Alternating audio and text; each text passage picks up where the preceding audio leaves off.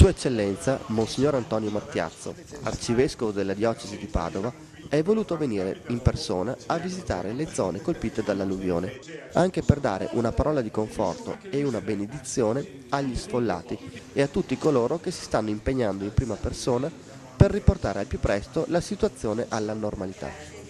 Sua Eccellenza ha voluto visitare gli sfollati ospitati presso il monastero di San Salvaro e nel plesso scolastico di Saletto.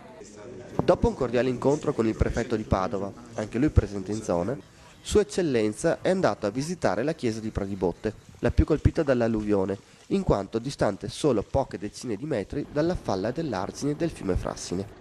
Quanto può aiutare la fede per superare questi problemi? Certo, la fede è sempre una speranza grande, perché la fede ti fa affrontare le prove della vita sempre con fiducia e speranza, che fa parte della vita, cioè non... Certo. E dove però la fede non è che non veda anche le responsabilità, perché Dio ci ha dato la libertà e i talenti, e la libertà vuol dire la responsabilità, quindi non è che la fede ti dice, ti dà la forza e tutto, però il Signore dice anche date da fare. Gli abitanti della frazione si sono infatti impegnati in prima persona per ripulire la loro chiesa e, all'arrivo del vescovo, hanno anche fatto suonare le campane della chiesa.